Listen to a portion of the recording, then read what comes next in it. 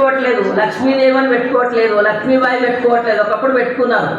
లక్ష్మి కావాలి కానీ లక్ష్మి అనే పేరు మాత్రం మన బిడ్డలకు వద్దు, మనవరాళ్ళకు వద్దు, ఎవరికి వద్దు. ఈ రకంగా అయిపోయింది. అయితే ఇక్కడ లక్ష్మీ అమ్మవారిని మనము రోజు కొలుస్తుంటాం.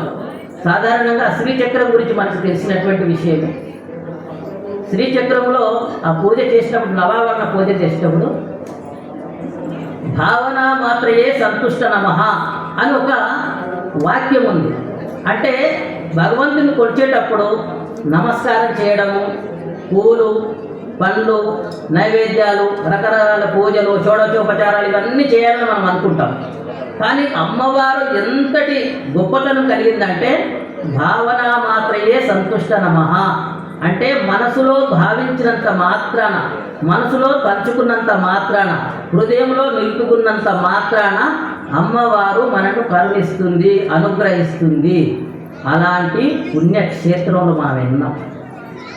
లక్ష్మీవారిని నరసింహస్వామి వారు ఆ రకంగా చేసినారు. కాబట్టి ఇక్కడ నరసింహస్వామి వారు పంచరూపాల్లో వెలిశాడు. ఒక్కొక్క పుణ్యక్షేత్రంలో ఒక్కొక్క రూపంలో వెలిస్తాడు. ఇక్కడ యాదఋషి తపస్సు చేసిన కారణంగా 5 రూపాల్లో వెలిశాడు. ఒకటి లక్ష్మీనారసింహస్వామి అంటే ప్రశాంత వదనంతో, అంటే ప్రసన్నంగా మనకు కనిపిస్తాడు. అంటే ఒక్కడు కాకుండా లక్ష్మీ అమ్మవారితోటి, అంటే లక్ష్మి అంటే కేవలం డబ్బు మాత్రమే కాదు, ఐశ్వర్యము, సంపద అనేటువంటి అర్థాన్ని మనం తీసుకోవాల్సి ఉంటుంది. యోగానంద నరసింహస్వామి అంటే యోగము చేస్తున్నట్టు, తపస్సు చేస్తున్నట్టు, ధ్యానం చేస్తున్నట్టు నరసింహస్వామి ఉంటాడు.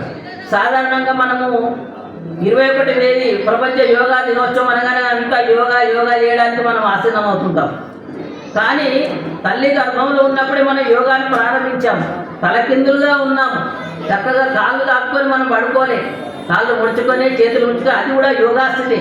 9 నెలలు యోగాస్థితిలో ఉన్నాం. ఆ యోగాన్ని మనం పుట్టిన తర్వాత ఒక సందర్భంలో నిత్యం కూడా యోగా చేయాల్సినటువంటి అవసరం ఉంది. అలాంటి యోగా కూడా మనకు అవసరం ఉంది. శ్వాస మీద ధ్యాస పెట్టాలనేటువంటి జ్ఞానాన్ని యోగానంద నరసింహస్వామి మనకు అనుగ్రహిస్తున్నాడు. ఆ రూపం ద్వారా మనకు తెలియజేస్తున్నాడు. కాబట్టి ఆ యోగా అనేటువంటిది జీవితంలో మనకు అత్యంత అవసరము. దానికి శ్వాసకు సంబంధం ఉంది, శ్వాసకు మన ప్రాణానికి సంబంధం ఉంది, మన ప్రాణానికి భగవంతునికి సంబంధం ఉంది. ప్రతి మనిషికి భగవంతుడు ఇన్ని లక్షలు లేదా ఇన్ని కోట్ల శ్వాస అని ఒక లెక్క చెప్పాడు మనకు. దాన్ని మనం ఎంత తొందరగా ముగించుకుంటామో అంత తొందరగా మన లెక్క అయిపోతుంది. అందుకనే ఋషులు, మునులు వాళ్ళంతా కూడా శ్వాస మీద ధ్యాస పెట్టారు. సాధారణంగా ఒక మనిషి 14 నుంచి 16 సార్లు నిమిషానికి శ్వాస తీసుకుంటాడు. కానీ ధ్యానం చేసే వ్యక్తి అన్నిసార్లు తీసుకోవడం, తక్కువ సార్లు తీసుకుంటాడు. అంటే ఒకసారి మనం శ్వాస తీసుకున్నప్పుడు లోపలికి వెళ్ళినటువంటి గాలి, అందులో ఉన్నటువంటి ఆక్సిజన్ను నిదానంగా క్రమక్రమంగా వదులుతూ, అంటే క్రమక్రమంగా స్వీకరిస్తూ ఉంటాడు. కాబట్టి వాళ్ళ యొక్క ఆయు ప్రమాణం అనేటువంటిది 100 సంవత్సరాల కంటే ఎక్కువగా ఉంటుంది, 100 సంవత్సరాలుగా ఉంటుంది. కాబట్టి భగవంతుడు అక్కడ యోగానంద నరసింహస్వామిగా ఉన్నాడు, యోగ రూపంలో ఉన్నాడు. జ్వాలా నరసింహస్వామిగా ఉన్నాడు. బయట మనం ఇక్కడ జ్వాలాని దర్శించుకున్నాం. జ్వాలానంద నరసింహస్వామిగా ఉన్నాడు, జ్వాలా రూపంలో ఉన్నాడు. అంటే పంచభూతాల్లో జ్వాల అనేటువంటిది అగ్ని కూడా ఒక రూపం. అంటే భగవంతుని యొక్క రూపం ఏంటిదంటే ఎన్ని రకాలుగా చెప్పొచ్చు. ఓంకారం అని చెప్పొచ్చు, అన్నం పరబ్రహ్మ స్వరూపం అని చెప్పొచ్చు, జ్యోతి స్వరూపం అని చెప్పొచ్చు, తల్లి రూపంలో ఉన్నదని కూడా చెప్పొచ్చు. కాబట్టి ఇక్కడ జ్వాలా నరసింహస్వామి అంటే నిత్యం వెలుగుతూ ఉంటాడు, ప్రకాశిస్తూ ఉంటాడు, మనలోని అజ్ఞాన అంధకారాన్ని తొలగిస్తూ ఉంటాడని చెప్తారు.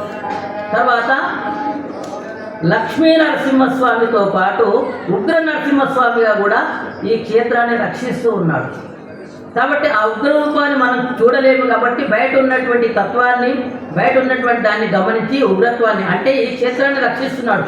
కేవలం ఈ క్షేత్రాన్ని మాత్రమే కాదు, ఈ సృష్టిని మొత్తాన్ని కూడా రక్షిస్తున్నాడు అని మనం చెప్పవచ్చు. ఇక సరే ఇదంతా బాగానే ఉంది. మరి ఇక్కడ దేవుడు ఎందుకు వెలిశాడు? దేవుడు అసలు ఉన్నాడా? ఉంటే మనకు ఎందుకు కనిపించాడు? రోజుల తరబడి నేను పూజలు చేస్తున్నా, మొక్కులు మొక్కుతున్నా, ముడుపులు కడుతున్నా, నేనే కాదు నా కుటుంబం అంతా కూడా దాన ధర్మాలు చేసి ఎన్ని చేసినా కూడా నాకు ఎందుకు కనబడతలేడు అనేటువంటి విషయానికి వస్తే ముందుగా మనం ఒక విషయాన్ని తెలుసుకోవాలి. మనలోని స్వభావం అంటే దానవత్వము, తర్వాత దైవత్వం, ఈ 2 విషయాలు మనం తెలుసుకోవాలి. ఈ 2 కూడా మన లోపలనే ఉన్నాయి. మనమంతా ఎప్పటికీ కూడా ఈ ప్రపంచంలో బయటికి కనబడే విషయాల గురించే మనం మాట్లాడుతూ ఉంటాం. కానీ మన లోపల కూడా ఒక ప్రపంచం ఉంది. దాన్ని ఒక చిన్న కథ ద్వారా మనం తెలుసుకోవచ్చు మన స్వభావాలు ఎలా ఉంటాయి అనేటువంటిది.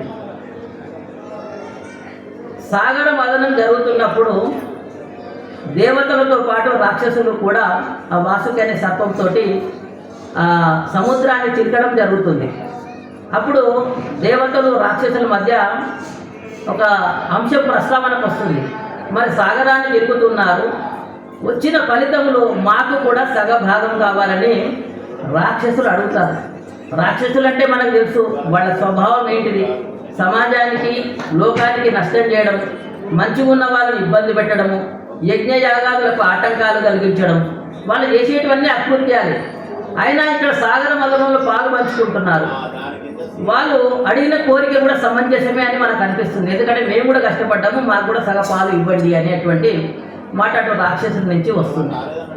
ఆ సందర్భంగా సాగర మదనం జరుగుతున్నప్పుడు ఐరావతం వచ్చింది, లక్ష్మీ అమ్మవారు వచ్చారు, చివరికి అమృతం వచ్చింది. మరి అమృతం వచ్చిన తర్వాత మరి అమృతాన్ని రాక్షసులకు కూడా ఇవ్వాలి.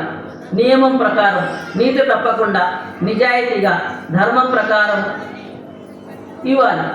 అప్పుడు అందరూ ఏమన్నారంటే మనం అందరం సమానంగా పంచుకుందామని దేవతలు అన్నారు. రాక్షసులకు ఒక అనుమానం వచ్చింది. ముందు దేవతలు గనక ఈ అమృతాన్ని గనక స్వీకరిస్తే మాకు మిగులుతుందో లేదో అనేటువంటి అనుమానంతో ముందు మాకు వడ్డించండి, అమృతాన్ని వడ్డించండి అని రాక్షసులు అడుగుతారు. అప్పుడు దేవతలు సరే అంటారు, మీ కోరిక మేము కాదనేది ఏముంది అని వరుసలో కూర్చొని రాక్షసులందరినీ కూడా ఆ సాగర మందనంలో పాల్గొన్నటువంటి రాక్షసులందరినీ కూడా వరుసలో కూర్చోబెట్టి విస్తార్లు పెట్టేసి ఒక్కొక్కరికి పాత్రలలో అమృతాన్ని వడ్డించారు. దాంట్లో దేవతలు ఒక షరతు పెట్టారు, మీకు ఇచ్చినటువంటి అమృతాన్ని తప్పకుండా మీరు స్వీకరించవచ్చు, మేము కూడా ఇదే పద్ధతిలో మేము స్వీకరిస్తాం, కానీ చేతులు వంచకుండా ఈ అమృతాన్ని స్వీకరించాలి. ఎవరైనా విశ్రంలో ఉన్నప్పుడు చేయితోటి ఇలా తినడమో లేదా తాకడమో చేస్తాము, ఆహారాన్ని స్వీకరిస్తాము, కానీ చేతులు వంచకుండా అమృతాన్ని స్వీకరించడం ఎలా అనేటువంటి దానికోసము వాళ్ళు ఎంత ఆలోచించినా కూడా దానికి ఒక మార్గము తట్టదు. అట్లాంటి సందర్భంలో ఏమవుతుందంటే ఇది మాకేదో కావాలని పరీక్ష పెట్టిండ్రు, ఇక మాతోటి కాదు, అమృతం స్వీకరించడం మాతోటి కాదని చెప్పేసి వాళ్ళు పక్కన జరుగుతారు. అప్పుడు దేవతలందరూ కూడా కూర్చుంటారు. అప్పుడు దేవతలకు ఇలాగా వడ్డిస్తే దేవతలు ఏం చేస్తారంటే తమ ముందు ఉన్నటువంటి విస్తల నుంచి తీసి ఇక్కడ పక్క వాళ్ళకి పెడతారనమాట. అంటే మన దగ్గర ఉన్నటువంటిది పక్క వాళ్ళకి ఇస్తే పక్క వాళ్ళకి అందుతుంది, వాళ్ళు క్షేమంగా ఉంటే మనం కూడా క్షేమంగా ఉంటాము, ప్రతి ఒక్కరికి కూడా అమృతం ఆ విధంగా మనకు లభిస్తుంది. ఈ విధంగా దేవగణము దానవగణం ఉన్నటువంటి ఈ సందర్భంలో గత జన్మలో అంటే హిరణ్యాక్షుడు హిరణ్యకశిపుడు గత జన్మలో వాళ్ళ సోదరులు విజయులుగా వైకుంఠంలో ఉన్నారు, విష్ణుమూర్తి దగ్గర ఉన్నారు. వాళ్ళు అక్కడ లోపలికి వెళ్ళేటటువంటి మునులను అడ్డగించిన కారణంగా శాప కారణంగా వాళ్ళు వచ్చారు. మీరు 5 జన్మలలో మీరు భక్తుడిగా మీరు మళ్ళీ వైకుంఠానికి వస్తారా, తక్కువ సమయంలో అంటే 3 జన్మలలో మళ్ళీ నన్ను కలుస్తారా, 3 జన్మలు అయితేనేమో మీరు రాక్షసులుగా మీరు జన్మించాల్సి వస్తుందంటే స్వామి నిన్ను బదులు మేము 5 జన్మల వరకు ఉండలేము, 3 జన్మలలో మేము వచ్చేసేస్తామని చెప్పేసి వాళ్ళు అనుకుంటారు. ఆ రకంగా హిరణ్యాక్షుని వరాహావతారం ద్వారా సంహరించడం జరుగుతుంది. ఇప్పుడు హిరణ్యకశిపుని యొక్క కుమారుడు ప్రహ్లాదుడు, ఇది ప్రధానమైనటువంటి వృత్తాంతం. ఈ రకంగా ప్రహ్లాదునికి జన్మనిచ్చినటువంటి హిరణ్యకశిపుడు మరి హిరణ్యకశిపుడేమో ఘోర తపస్సు చేసి అనేక వరాలను పొందిండు. ఎట్లాంటి వరాలు పొందిందంటే భూమి మీద మరణం ఉండొద్దు, ఆకాశంలో ఉండొద్దు, ఇంట్లో జాగొద్దు, బయట జాగొద్దు, మనిషి చేత కానీ ఆయుధం చేత కానీ దేవతల చేత కానీ ఇంకా దేని చేత కూడా చావు లేకుండా వరం కోరుకున్నాడు. పగలు కానీ రాత్రి కానీ ఇలా అనేక నియమాలు అనేక కండిషన్లు పెట్టాడు.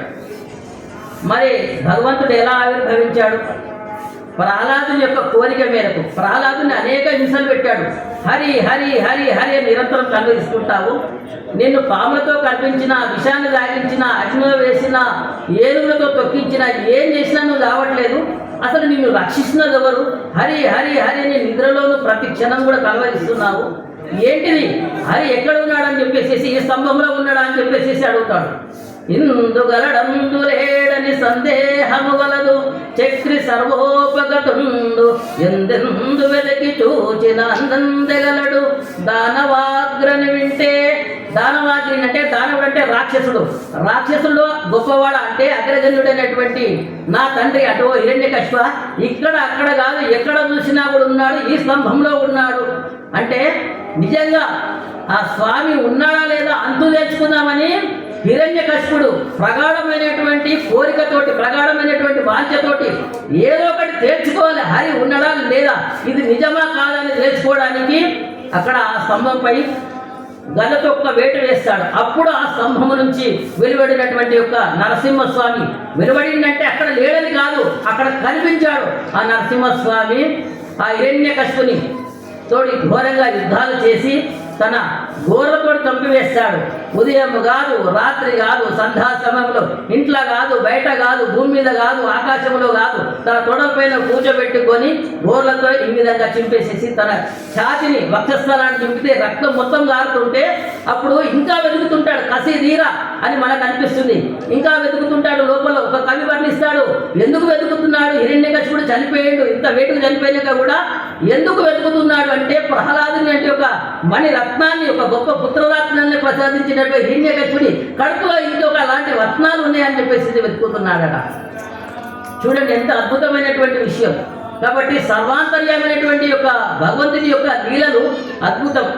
అవక్ర విక్ర చక్రమ ప్రకంపిత చక్రిణం దురాగ్రహ గ్రహాది నిగ్రహ ప్రచండ విగ్రహం మహోగ్రపాపతాపవహ్ని కీలనాశకారకం వదాన్యలోకపాలకం నృసింహదేవమాశ్రయే ధలందలద్విరాజమాన దివ్యభూషణోజ్వలం కనత్కనత్ సువర్ణవర్ణ పీతవాస శోభితం.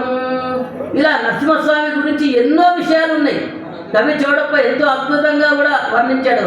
ధర్మపురి నరసింహస్వామి అడవి పక్షులకెవ్వడాహారమిచ్చే మృగజాతికెవ్వడు మేత పెట్టే. ఇలా అనేక పద్యాలు ఒక శతకాన్నే రాశారు. అట్లా ఇక్కడ మన ఒక క్షేత్ర మహాత్యాన్ని చూస్తే అనువనువుగా కూడా నరసింహస్వామి మనకు అనిపిస్తాడు. ఒక ఉదాహరణ చెప్తాను. ఈ యొక్క క్షేత్రము యాదాద్రి లక్ష్మీ నరసింహస్వామి వారి దేవాలయం యొక్క క్షేత్రము దేవాలయం పునరుద్ధరణ జరుగుతున్న సందర్భంలో కింద కొండ కింద ఒక సంఘటన జరిగింది. ఒక దేవాలయంలోని విగ్రహాన్ని తీసేసిన తర్వాత దీని పూజా పునస్కారాలు ఏమీ లేకుండా తీశారనేటువంటి భక్తులు ప్రశ్నిస్తే ఇది రాయి కాదు దేవుడు అని మీరు అనుకుంటున్నారగా, ఇది దేవుడు కాదు ఇది రాయి అని చెప్పేసి ఒక లక్ష్మీ నరసింహ అనేటువంటి పేరు కలిగినటువంటి ఒక వ్యక్తి చెప్పాడు. ఆయన గొప్ప పూజారి, అనేక సంవత్సరాలుగా చేస్తున్నాడు. కానీ ఇది రాయని అన్నాడు, ఇది దేవుడు లేడు రాయని అన్నాడు. అంటే నరసింహస్వామి దగ్గర ఇన్ని సంవత్సరాలు పనిచేసిన వ్యక్తికి నరసింహస్వామి అంతటా ఉంటాడు, సర్వాంతర్యామి, సర్వజ్ఞుడు, సర్వశక్తిమంతుడు అనేటువంటి విషయాన్ని తెలుసుకోకుండా ఉన్నారు అంటే ఇవన్నీ మనకు మన అజ్ఞానాన్ని తెలియజేస్తుంది. కాబట్టి ఈ మైక్ ఇక్కడ మాట్లాడుతుందంటే దానంతరం అది మాట్లాడట్లేదు. దీనికి ఒక కర్త ఉన్నాడు. ఈ సృష్టి నడుస్తుందంటే కూడా ఒక కర్త ఉన్నాడు. ఆ నరసింహస్వామి ఉన్నాడు, ఆ భగవంతుని రూపంలో ఉన్నాడు. స్వామి వివేకానంద గురించి మనం ఒక అద్భుతంగా విషయాన్ని చెప్పుకోవచ్చు. భగవంతుడు ఉన్నాడా, ఉంటే చూసిన వాళ్ళు ఉన్నారని చెప్పేసి అందరినీ అడుగుతాడు. తనకు తెలిసినటువంటి గురువులందరినీ అడుగుతాడు. చివరికి రామకృష్ణ పరమహంస దగ్గరికి వెళ్తాడు. రామకృష్ణ పరమహంస ఒక్కరే చెప్తారు, దేవుని నేను చూశాను నీకు కూడా చూపిస్తానన్నారు. అప్పుడు నమ్మకం కలిగింది. అలా ఒక గదిలోకి వెళ్ళిన తర్వాత భగవంతుని యొక్క సాక్షాత్కారం, అమ్మవారి యొక్క సాక్షాత్కారం కలిగింది. అట్లా స్వామి రామతీర్థ ఒక దేశానికి వెళ్ళినప్పుడు అక్కడ ఒక ఉపన్యాసం ఇవ్వడానికి వెళ్ళాడు. ఆధ్యాత్మిక ఉపన్యాసం ఇవ్వడానికి వెళ్తే అక్కడ ఉన్న వాళ్ళు అన్నారు, మీ దేశం ఇంకా స్వాతంత్రం రాలేదు, నువ్వే బానిసత్వంలో ఉన్నావు, బానిస దేశం నుంచి వచ్చినటువంటి నీ యొక్క ఉపన్యాసం నేను వినవలసినటువంటి అవసరం లేదని అక్కడ యూనివర్సిటీ విద్యార్థులు అన్నారు. సరే మీరు దేని గురించి మాట్లాడాలనుకుంటున్నారంటే దేవుని గురించి మాట్లాడాలనుకుంటున్నట్టే అప్పుడు స్వామి రామతీర్థ ఒక మాట చెప్తారు, దేవుని గురించి మాట్లాడాలనుకుంటున్నారంటే సరే దేవుని గురించి మాట్లాడతారా మీరు? దేవుడు లేడని మేము అంటున్నాము, మీరు దీనికి ఏం సమాధానం అంటే మీరు ఏదైతే మాట అన్నారో ఆ మాట అక్కడ బోర్డు పైన రాయండి, మనం యూనివర్సిటీలో ఉన్నాం, ఆ బోర్డు పైన రాయండి అన్నారు. గాడ్ ఈజ్ నో వేర్ అని రాశారు. The God is know where అంటే దేవుడు ఎక్కడా లేడు అని మనం రాశారు. స్వామి రామతీర్థ ఏం చేశారంటే చమత్కారంగా చాలా అద్భుతంగా చేశారు. గాడ్ ఈజ్ నౌ హియర్ అంటే నో వేర్, నో తర్వాత WHERE అని వస్తుంది. నౌ హియర్, దేవుడు ఇప్పుడు ఇక్కడే ఉన్నాడని నిరూపించినటువంటి యొక్క గొప్ప తత్వం మనకు అర్థమవుతుంది. అంటే భగవంతుడు మనం చూడాలనుకుంటే ఎక్కడైనా చూడొచ్చు. భగవంతుడు తను ప్రత్యక్షంగా మన ఫోటోలో ఉన్నాడని అనుకుంటాం, కానీ అంతటా ఉన్నాడు. రోజు మనం కనిపించడానికి మన అమ్మను సృష్టించాడు. అందుకనే మాతా నృసింహచ్చ పితా నృసింహ, భ్రాతా నృసింహచ్చ సఖా నృసింహ, విద్యా నృసింహ ద్రవిణం నృసింహ, స్వామి నృసింహ సకలం నృసింహ. తల్లిని సృష్టించాడు. తల్లి ప్రత్యక్ష దైవం, భగవంతుడి యొక్క స్వరూపమే. అందుకనే ముందు మనం పాద నమస్కారం చేయాలి. తండ్రి కూడా మరి తండ్రి ద్వారానే తల్లి వచ్చింది, తల్లి ద్వారానే తండ్రి వచ్చారు. ఒకరు ఉంటేనే మరొక జోడి కలిసింది, కాబట్టి వారు కూడా దైవత్వమే. భ్రాత అంటే సోదరుడు, చెల్లె కావచ్చు, తమ్ముడు కావచ్చు, అన్న కావచ్చు, అక్క కావచ్చు, వీళ్ళంతా మనకు రుణాని బంధం. అది కూడా యొక్క భగవంతుని స్వరూపం. ఈ విషయం మొత్తం కూడా భగవంతుని యొక్క స్వరూపం. చెట్టు, గుట్ట, పుట్ట, పాము ఏదైనా కావచ్చు, భగవంతుడు మనకు కనిపిస్తాడు. ఒకరు అడిగారనమాట, భగవంతుడు ఎక్కడ ఉన్నాడు, ఎటు చూస్తున్నాడు, ఏం చేస్తున్నాడు? పాలను తెప్పించాడు, పాలలో చక్కెర కలిపాడు. ఈ చక్కెర ఎక్కడ ఉందంటే అంతటా ఉన్నాడు. అంటే భగవంతుడు అంతటా ఉన్నాడు. భగవంతుడు ఎటు చూస్తున్నాడు? ఒక దీపాన్ని వెలిగించారు. ఈ దీపం ఎటు చూస్తున్నా అంటే అంతటా చూస్తున్నాడు. భగవంతుడు అంతటా చూస్తున్నాడు. భగవంతుడు ఏం చేస్తున్నాడు? నన్ను పైకి రా, నేను కింద ఉంటానే, నీ చేతి నుంచి నా చేతికి ఇవి ఫలానా వస్తువు అంటే ఎవరిని పైకి ఎక్కిస్తాడు, ఎవరిని కింది తీస్తాడు. కాబట్టి భగవంతుడు అంతటా ఉన్నాడు, అందరినీ చూస్తున్నాడు. మనం భగవంతుడు అంతటా ఉన్నాడు అనుకుంటే ఏ పాపం చేయం, దొంగతనం చేయం, నేరం చేయం, అన్యాయం చేయం, అక్రమాలు చేయం. భగవంతుడు ఇక్కడ లేడు అని అనుకుంటే మాత్రమే మనిషి తప్పుడు పని చేస్తాడు. ఒక సాధువు, ఒక మహర్షి ఏం చేస్తాడు, తన శిష్యులకు ఒక పరీక్ష పెట్టాడు. నేను ముగ్గురికి మీ శిక్షణ పూర్తయిపోయింది, దాదాపు పూర్తిగా వచ్చింది, ముగ్గురికి అట్టి పనులు ఇస్తాను నేను, మీరు ఎవరు చూడకుండా దీన్ని తినాలి. ముగ్గురు శిష్యులు అనుకుంటారు, తిన్న తర్వాత రావాలంటారు. ఒక శిష్యుడు ఏం చేస్తాడంటే ఒక దగ్గర వెళ్ళి గోడ చాటు వెళ్ళి తినేసేస్తాడు. ఇంకో శిష్యుడు ఒక గదిలోకి వెళ్ళి తినేస్తాడు. ఇంకో శిష్యుడు అడవిలో వెళ్తాడు. అక్కడ చూస్తే మరి పక్షులు కనబడుతున్నాయి, చీమలు అట్లాంటివి కనబడుతున్నాయి, కొన్ని జంతువులు కనబడుతున్నాయి. చివరికి ఆలోచించి తినకుండానే వచ్చేసాడు. అప్పుడు గురువు గారు అడుగుతారు, నాయన మరి పండు తిన్నారా అంటే ఇద్దరు అన్నారు, మేము ఎవరు చూడకుండా తిన్నాం. ఎక్కడ తిన్నామంటే గోడ చాటు. ఇంకొక అతనేమో గది లోపల, అప్పుడు ఎవరు లేరు గది. ఇంకొక అతనంటే నేను తినలేను స్వామి, ఎందుకంటే భగవంతుడు చూస్తున్నాడు. ఎవరు చూడకుండా ఎవరు లేని చోట అంటే భగవంతుడు లేడని అనుకోవడం నా మూర్ఖత్వము. కాబట్టి భగవంతుడు అంతటా ఉన్నాడు నాకు అర్థమైంది, కాబట్టి నేను ఈ ప్రకారంగా చేశానంటే ఆ గురువుగారు చాలా మెచ్చుకుంటారు. అంటే నీ జ్ఞానము పరిపక్వ దశకు చేరుకున్నది అనేటువంటి విషయాన్ని అక్కడ ఉన్నది. ఈ క్షేత్రం యొక్క మహత్తి గురించి ఎంత చెప్పినా తక్కువనే. 100 కోట్లతోటి రాష్ట్ర ప్రభుత్వాలు ఈ దేవాలయాన్ని అభివృద్ధి చేస్తున్నాయి. విష్ణు పుష్కరిణిలో అంటే సహజ సిద్ధంగా ఏర్పడినటువంటి ఒక విష్ణు పుష్కరిణిలో అనునిత్యం కూడా ఋషులు, మహర్షులు, దేవతలు ఇక్కడ స్నానం చేస్తారట.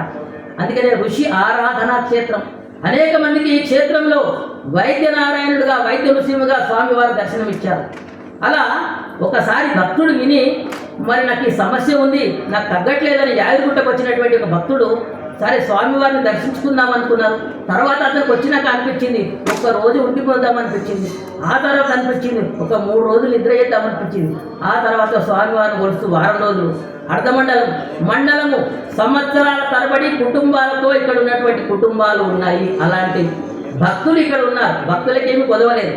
నిజంగా చెప్పాలంటే వాళ్ళు ఎందుకున్నారంటే స్వప్నంలో స్వామివారు శస్త్రచికిత్స చేశారు, సర్జరీ చేసినటువంటి గుర్తులు ఉన్నాయి. అలాంటి వ్యక్తులు ఇప్పటికీ యాదగిరి గుట్టలో ఉన్నారు.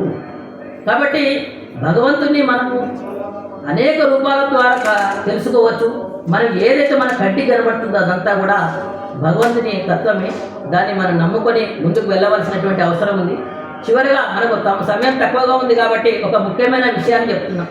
ఈ దేవాలయానికి 100 మంది శిల్పులు వచ్చి పనిచేశారు. అష్టభుజ ప్రాకార మండపాలు కట్టారు. తర్వాత 4 వైపులా గోపురాలు కట్టారు. ఇలా సువర్ణమైనటువంటి ఒక గోపురం ఉంది. గర్భాలయాన్ని తీయకుండా సుమారు 4 ఎకరాల స్థలంలో ఈ దేవాలయాన్ని చక్కగా అభివృద్ధి చేశారు. ఈ దేవాలయ కేంద్రంగా అనేక కార్యక్రమాలు జరుగుతున్నాయి, సేవా కార్యక్రమాలు జరగబోతున్నాయి. ఇలా అంటే మన జీవితంలో భగవంతుని దర్శించాలంటే సేవ కూడా ఒక మార్గము. మానవ సేవయే మాధవ సేవ. అంటే భగవంతుని మనం కనబడాలంటే, ఒకడు బాధపడుతున్నాడంటే అందులో దేవుని చూడగలగాలి. అందుకే మనం ఏం చేస్తామంటే, మనం ఒక వ్యక్తి కనబడని నమస్కారం చెప్తాం. ఈ నమస్కారం ఎందుకు చెప్తాం, మనం గుర్తుపెట్టాలనా? కాదు, అతనికి కాదు మనం నమస్కారం చేసేది, అతనిలో ఉన్న దైవత్వానికి, అతనిలో ఉన్నటువంటి దేవునికి, అతనిలో కూడా దైవ స్వరూపం ఉన్నది, అతనిలో కూడా దేవుడు ఉన్నాడని మనం భావన చేసినంత వల్లనే మనం నమస్కారం చేస్తాం. మనం నమస్తే కూడా అతను చేయలేదంటే మన నమస్కారం అతనికి చెందలేదు, వాడు చాలా దురదృష్టవంతుడు. అందుకనే జగద్గురు శంకరాచార్యుల వారు ఒక మాట, ఒక సందర్భంలో మనకు ఒక విషయాన్ని మనం తెలియజేయడం జరుగుతుంది. శంకరాచార్యుల వారి యొక్క చరిత్ర చూస్తే, జగద్గురు శంకరాచార్యుల వారు నడుస్తూ ఉంటారు, ఎదురుగా ఒక వ్యక్తి వస్తాడు. అంటే వస్త్రాలంతా కూడా చిందరవందరగా ఉంటాయి, తాగి వస్తున్నాడు, వెంట కుక్కను తీసుకొని వస్తున్నాడు, అంత దుర్వాసన వస్తుంది. పక్కకు జరుగుమంటే పక్కకు జరుగుమని నాలోని ఆత్మ నాన్న నూతాడు ఆ చండాలుడు. అంటే అలాంటి ఒక పరిస్థితిలో ఉన్నటువంటి వ్యక్తి. అప్పుడు జగద్గురు శంకరాచార్యుల వారికి జ్ఞానోదయం అవుతుంది. అంటే ప్రతి వ్యక్తిలోని, ప్రతి ప్రాణిలోనూ పరమాత్మ ఉన్నాడు, దేవుడు ఉన్నాడు అనుకుంటే మన ఇంట్లో ఎలాంటి సమస్యలు ఉండవు. అట్లా మనం ఆలోచన చేస్తే ఏ భగవంతుని విషయంలో కానీ, ఏ చరిత్ర చూసినా, ఏ మహానుభావుని చూసినా కూడా మనకు కనబడుతుంది. శివుడి సంబంధించిన విషయంలో కూడా ఒకటి ఉన్నది. మరి కుమారస్వామికి వినాయకుడికి పరీక్ష పెట్టినప్పుడు ఎక్కడ తిరిగాడు? కుమారస్వామి ఏమో ప్రతి నదిలో, ప్రతి సరస్సులో స్నానం చేస్తూ దేవాలయం దర్శనం చేసుకొని వచ్చాడు. మరి వినాయకుడికి ఒక విషయం అర్థమైపోయింది, అవన్నీ నేను తిరగలేను, తల్లిదండ్రులు నా ప్రత్యక్ష దైవము, తల్లిదండ్రులు చుట్టూ తిరిగితే లోకం చుట్టూ తిరిగిందని అర్థం చేసుకున్నాడు. అంటే జ్ఞానం ఇక్కడ ప్రధానమైనటువంటిది. కాబట్టి ఈ జ్ఞానం కలగాలంటే మనం దేవుణ్ణి దర్శిస్తున్నప్పుడు, భగవంతుని యొక్క ప్రార్థన చేసినప్పుడు, మన జీవితంలో ప్రారంభం నుండి ముగింపు వరకు అంటే మనం పడుకునేంత వరకు కాదు, మన జీవితం ఉన్న కాలం కూడా, మన శ్వాస నడిచినంత కాలం కూడా ఆ భగవంతుని మనం స్మరిస్తూనే ఉండాలి. జగద్గురు శంకరాచార్యులు చాలా అద్భుతంగా స్తోత్రం, కరావలంబ స్తోత్రం చేశారు. శ్రీమత్పయోనిధినికేతన చక్రపాణే భోగీంద్ర భోగమనిరాజిత పుణ్యమూర్తే యోగీశ శాశ్వత శరణ్య భవాభికోత లక్ష్మీ నృసింహ మమ దేహి కరావలంబం. అంటే భగవంతుని ఎన్ని రకాలుగా స్మరించాలో కవులు, గాయకులు, పండితులు, ఋషులు, మహర్షులు, తపస్సు చేసినటువంటి వాళ్ళు, అంతెందుకు 58 వార్షికోత్సవాలు చేసుకున్నటువంటి బుచ్చిదాస్ ఆశ్రమంలో బుచ్చిదాసు గారు చాలా గొప్ప భక్తుడు, స్వామివారి భక్తుడు, అనేక సంవత్సరాలు ఇక్కడ కొండపైన ఉన్నటువంటి వ్యక్తులు. అక్కడ చక్కగా ఒక ఆశ్రమాన్ని ఏర్పాటు చేసుకొని స్వామివారి అనుగ్రహంతో ప్రతి సంవత్సరం కూడా అక్కడ కార్యక్రమాలు చేస్తున్నారు. అంటే ఇది స్థల పురాణం, యాదాద్రి క్షేత్ర మహిమనే. ఎక్కడెక్కడి నుంచి వస్తున్నారు, స్నానాలు చేస్తున్నారు, నెత్తిలో నీళ్ళు చల్లుకుంటే చాలనుకుంటారు. అనేక మంది స్వామివారి తీర్థాలు తీసుకెళ్ళడానికి వస్తుంటారు. ఇలా మనం ఏ రకంగా చూసినా ఈ నరసింహస్వామి తత్వం ఏంటంటే భగవంతుడు అంతటా ఉన్నాడు, అన్ని చోట్ల ఉన్నాడు, సర్వజ్ఞుడు, సర్వశక్తిమంతుడు. ఆర్య సమాజం కూడా ఇదే చెప్తుంది. ఒక విగ్రహాన్ని మనం దర్శించుకొని పూజ చేసిన తర్వాత భక్తుడు ఏమనుకుంటాడు, దైవ దర్శనం అయిపోయింది, కిందికి పోయిన తర్వాత మనం అన్నీ తినొచ్చు, తాగొచ్చు అని అనుకుంటాడు. అంటే అక్కడ భగవంతుడు లేడని అనుకుంటున్నాడు. ఒక ప్రాణిని, ఒక మేకని కానీ, గొర్రెని కానీ దేనిని బలి ఇవ్వాలనుకుంటే అందులో భగవంతుడు లేడని అనుకుంటున్నాడు. కాబట్టి ఆ పని చేస్తుడు. అంతేందుకు భగవంతుడి పేరు మీద కూడా కొన్ని అకృత్యాలు జరుగుతున్నాయి. Narasimha wines, Lakshmi Narasimha wines, Rama wines, Durga wines, Janaki wines, Parvati wines. ఏమి దరిద్రం రాయింది. దేవుని మొక్కుతారు, దేవుని పూజిస్తారు, కుటుంబం అంతా కూడా దేవునికి ఎంతో వినయంగా ఆరాధించినట్టు కనబడతారు. దేవుడికి ఇష్టం లేని వాటికి దేవుని పేర్లు పెడతారు. ఇది ఏమి దరిద్రం, ఇది భావదారిద్ర్యం అంటారు. అంటే భగవంతుడు లేడని అనుకుంటున్నారు, భగవంతుని పేరు చెప్తే కలిసి వస్తుంది అనుకుంటున్నారు, కానీ భగవంతునికి ఇష్టం లేనటువంటి విషయం. అంతేందుకు మనం దేవుని దర్శనం చేసుకోవాలని అనుకుంటే మనం ఏమనుకుంటామంటే స్నానం చేసి రావాలి, శుభ్రమైన వస్త్రాలు ధరించాలనుకుంటాం. అరే దోస్తులు కూడా పిలుస్తాం, అరే రారా వెళ్ళి కూడా వస్తావా, గుట్ట మీద పోదామని అంటే అలా అంటాడు, నేను తిన్న వైద్యం మందు తీసుకున్న రానంట. అంటే అది తప్పని తెలుసు నాకు, కాబట్టి రాననుకుంటాడు. అంటే భగవంతునికి ఏదైతే మనం నైవేద్యం పెడతామో, ఆహారం పెడతామో దాన్నే మనము పాటించాలి, నియమంగా పాటించాలనేటువంటి విషయాన్ని మనం మర్చిపోతున్నాం. ఇలా మరి సైన్స్ ప్రకారంగా కూడా భగవంతుని గురించి మనం ఆలోచిస్తే ఈ ఏతువాదులు కానీ, నాస్తికులు కానీ భగవంతుడు లేడని అంటారు. సైన్స్ ప్రకారం మీకు కనబడితేనే నిజమని అంటారు. సైన్స్ ప్రకారం నిరూపించేటటువంటి యొక్క అనేక అంశాలు కూడా ఉన్నాయి. ఒక తులసి మొక్క ఉందనుకోండి, ఒక దేవతా విగ్రహం ఉందనుకోండి, ఇక్కడ యజ్ఞం జరగకముందు ఇక్కడ ఎంత ఎనర్జీ ఉంది, ఎనర్జీ మీటర్స్లో ఉంది అనేటువంటి యూనివర్సల్ స్కానర్ కూడా ఉంది. దాని ప్రకారం పూజ జరగక ముందుకు ఎన్ని మీటర్లు దాని యొక్క శక్తి కేంద్రం ఉన్నదని తెలుసుకొని యజ్ఞం జరిగిన తర్వాత లేదా ఒక వ్యక్తి జపం చేసిన తర్వాత ధ్యానం చేసిన తర్వాత ఇంకా ఎన్ని మీటర్లు విస్తరించింది అనేది తెలుసుకునేటటువంటి యూనివర్సల్ స్కానర్ ఉంది. ఇది హైదరాబాద్లో అందుబాటులో ఉంది. గోవు చుట్టూ తిరగక ముందుకు, తులసి మాట చుట్టూ తిరగక ముందుకు ఎంత ఉంది, మనిషికి ఎంత శక్తి పెరిగింది, మనిషికి ముందు ఎంత ఉంది, తిరిగిన తర్వాత ఎంత ఉంది తెలియజేసేటటువంటి విషయం ఉంది. అంతెందుకు సైన్స్ ప్రకారం మనం ఒక ప్రశ్న అడుగుతాం. మరి డాక్టర్లంతా సైన్స్ చదువుకున్న వాళ్ళే కదా. గుండె ఎక్కడుందో తెలుసు, ఊపిరితిత్తులు ఎక్కడుందో తెలుసు, కిడ్నీలు తెలుసు, అన్నీ తెలుసు, రక్త ప్రసరణ అంతా తెలుసు. మనిషికి ప్రాణం ఉందా పోయిందో చెప్తాడు, కానీ ప్రాణం ఎక్కడుందో మాత్రం చెప్పలేడు. ఎందుకంటే ఆయనకు ఈ టన్నులకు అందేటటువంటి విషయం కాదు, ఈ జ్ఞానానికి అందేటటువంటి విషయం కాదు. కాబట్టి ప్రాణం అనేటువంటి శ్వాసకు సంబంధించినటువంటి విషయాన్ని అతను గమనించలేడు. కాబట్టి ఈ జ్ఞానం కలగాలి అని అంటే మనకు చిన్నప్పటి నుంచే, తల్లి గర్భంలో శిశువు ఉన్నప్పటి నుంచే మంచి సంస్కారం ఉండాలి. ప్రహ్లాదుడు అంటే తను జన్మించక ముందు తల్లి గర్భంలో ఉన్నప్పుడే నారద మహర్షి బోధ చేస్తాడు.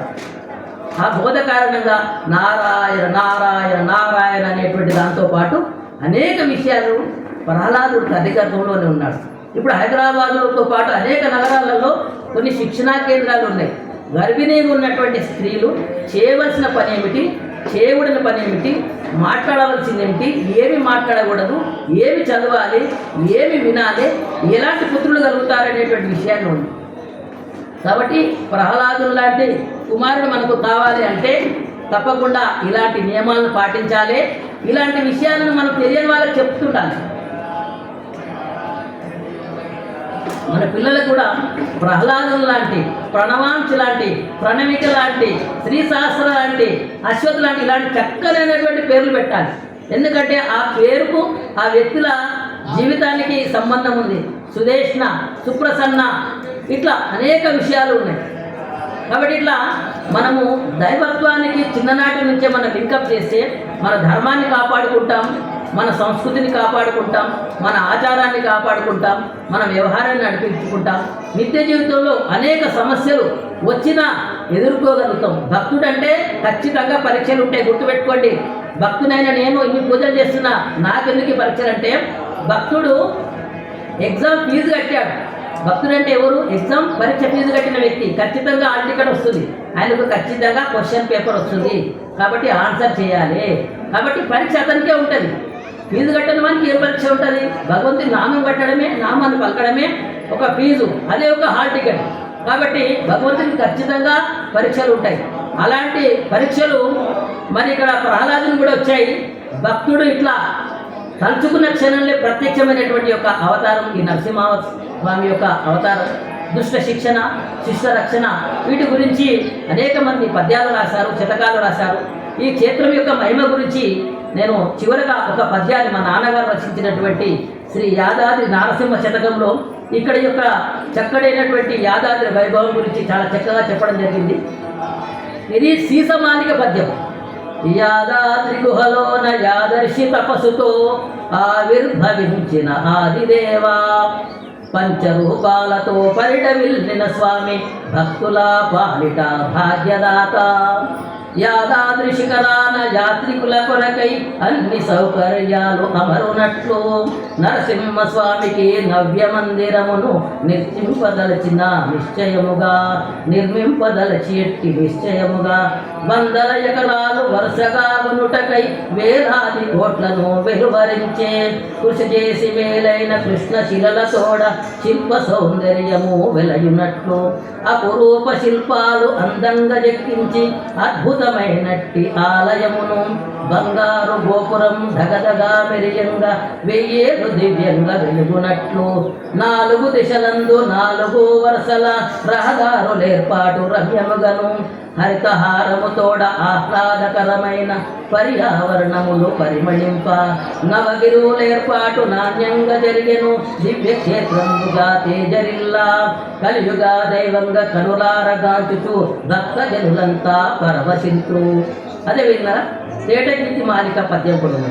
నల్ల రాళ్లను తెచ్చి నాణ్యంగా చెక్కి విగ్రహాలుగా చేసిన వింతకులకు శిల్పచాతుర్య ముప్పంగా సిరులు గురియా దేవతా మూర్తులన్నింటి దివ్యముగను తీర్చిదిద్దుతును తేజరిల్లా పంచనరసింహ క్షేత్రంగా ప్రతిభగాంచు శిల్పులందరూ శ్రమ చేసి శీఘ్రముగను మందిరమును నిర్మించి మసలు నట్టి శిల్పులకు వందనము చేతు శిరసు వంచి జై బోలో యాదాద్రి లక్ష్మీ నారసింహ.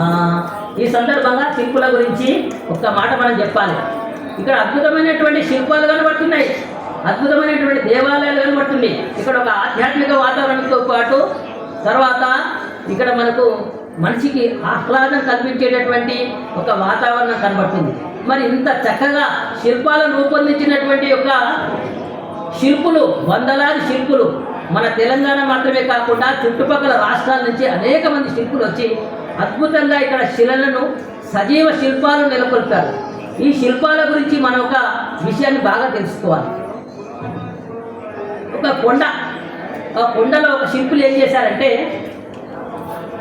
ఒక స్థలాన్ని ఎన్నుకొని ఇక్కడ శిల బాగుంటుందని ఉరితో కొట్టి సుత్తితో కొట్టి నిర్ణయం చేసుకున్నారు. అక్కడ శిలను తొలిచిన తర్వాత కొన్ని పెద్ద పెద్ద బండరాలు వచ్చాయి. ఈ బండరాలన్నీ ఒకసారి మాట్లాడుకుంటున్నాయి, కొంతకాలం తర్వాత మాట్లాడుకున్నాయి. అరే మనం అంతా ఒక దగ్గర నుంచి వచ్చినాము, ఒక శిల నుంచే వచ్చినాము, ఒక గుట్ట నుంచే వచ్చినాము, నువ్వేమో దేవతా విగ్రహంగా అయిపోయినావు, నన్నేమో కొబ్బరికాయ కొడుతుంది నన్ను పెట్టిర్రు, మరి నన్నేమో మెట్టుగా తయారు చేసిండ్రు, ఇదేమి కర్మ, మనమంతా ఒక దగ్గర నుంచి వచ్చినాం, మన జన్మంతా ఒక దగ్గరనే ఉంది, ఎందుకు ఇలా జరిగింది అని ఆ మూడు మాట్లాడుకుంటున్నాయి.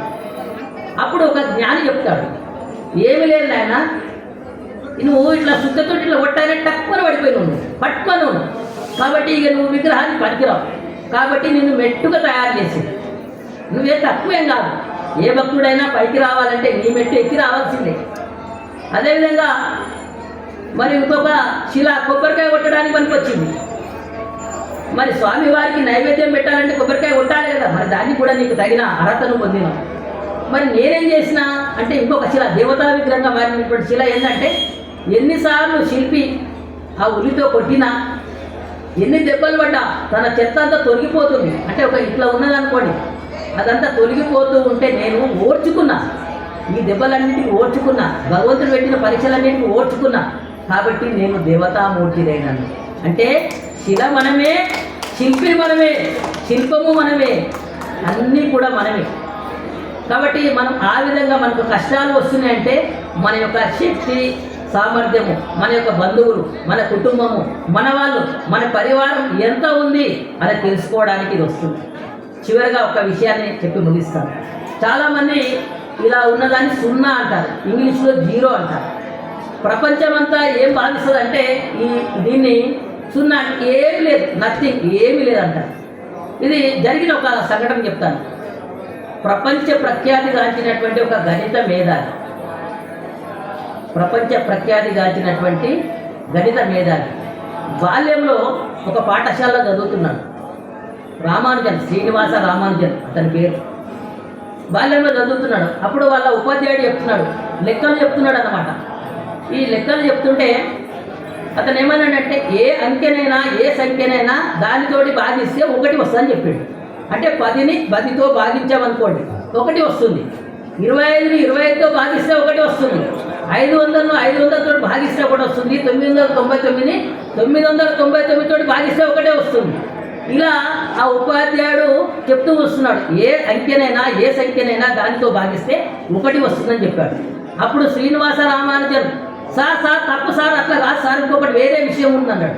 ఏంటి రా నువ్వు నన్ను అడిగేదని అప్పుడు ఆ ఉపాధ్యాయుడు అడుగుతాడు, సార్ నేను చెప్పే విషయాన్ని కూడా ఒకసారి ఆలోచించండి అని చెప్పేసి బోర్డు దగ్గరికి వెళ్ళి రాస్తాడు. 0తో భాగిస్తే ఒకటి వస్తుందా? రాదు. గురువుగారు ఆశ్చర్యపోతాడు, ఇది ప్రశ్న తప్పేం కాదు ఇది, ఎందుకంటే గణిత శాస్త్రంలో 0 కూడా ఉన్నది, అంకెలతో పాటు 0 కూడా ఉన్నది. అలా అంటే 0 అంటే ఏమీ లేదు అనేటువంటి అర్థం కాకుండా అనంతమైనటువంటి అర్థం ఉన్నది. అందుకని ఏం చెప్తారంటే 0ను 0తోటి భాగించినా 0 వస్తుంది, 0ను 0తో గుణించినా ఒకటే వస్తుంది, 0కు 0 కలిపినా ఒకటే వస్తుంది. అంటే 0 అనేటువంటిది పూర్ణత్వము. అంటే భగవంతుడు అంతటా నిన్ను ఉన్నాడు, ఎన్ని రూపాయలుగా వచ్చినా ఇంకా కొత్తది ఏమీ లేదు అనేటువంటి అర్థాన్ని తీసుకోవాల్సిందే. కాబట్టి పూర్ణత్వం, ఓం పూర్ణమద పూర్ణమిదం పూర్ణాత్ పూర్ణముదచ్యతే పూర్ణస్య పూర్ణమాదాయ పూర్ణమేవావశిష్యతే భక్తాభీష్టల యాదశైలమన శుంభత్యోగ సింహం భవై రక్తిం జ్వాలరు సింహమూర్తి వై ఉగ్రద్వార సింహం భవై శక్తిం లక్ష్మీ సింహమూర్తి వై నిష్టం గండభైరుండమై శక్తిం పంచనృసింహమూర్తిగా ప్రశంసలు వందు స్వామీనతల్ మంగళం నరసింహాయ మంగళం గుణసింధవే మంగళానాం నివాసాయ యాదాద్రీశాయ మంగళం. మంగళం అంటే మనం భయపడాల్సినటువంటి అవసరం లేదు. మంగళవారం అంటే మనం భయపడాల్సినటువంటి అవసరం లేదు. మంగళసూత్రం ఎంత గొప్పదో మనకు తెలుసు. మంగళ హారతి ఎంత గొప్పదో మనకు తెలుసు. మంగళ హారతి తెలుసు, మంగళ వాద్యాలు తెలుసు, మంగళ తోరణాలు తెలుసు, మంగళాశీస్సులు తెలుసు. ఆ సర్వమంగళ మాంగళ్యుడైనటువంటి శ్రీ లక్ష్మీ నరసింహస్వామికి అనంత కోటి ప్రణామాలు అర్పిస్తూ స్వస్తి. జై శ్రీరామ్, జై శ్రీకృష్ణ. ఓం శ్రీ లక్ష్మీ నరసింహాయ నమః. నమో ఆండాళ్ మాత, నమో లక్ష్మీదేవి, నమో నమః. ఉన్నటువంటి సాంస్కృతిక కార్యక్రమాల్లో భాగంగా ఇప్పటివరకు శ్రీ రచ్చ సురేష్ గారు అత్యద్భుతమైనటువంటి ఉపన్యాసాన్ని వాళ్ళు ఇచ్చారు. భగవంతుడు అన్ని చోట్ల ఉన్నాడు. సర్వాంతర్యామి అయినటువంటి వాడు భగవంతుడు. యాదగిరి క్షేత్ర వైభవాన్ని చెప్తూ వారు స్థానికంగా ఉన్నటువంటి వారు కాబట్టి పూర్వ వైభవాన్ని, ప్రస్తుత వైభవాన్ని కూడా వారు దగ్గరుండి పరిశీలన చేస్తున్నటువంటి వారు కాబట్టి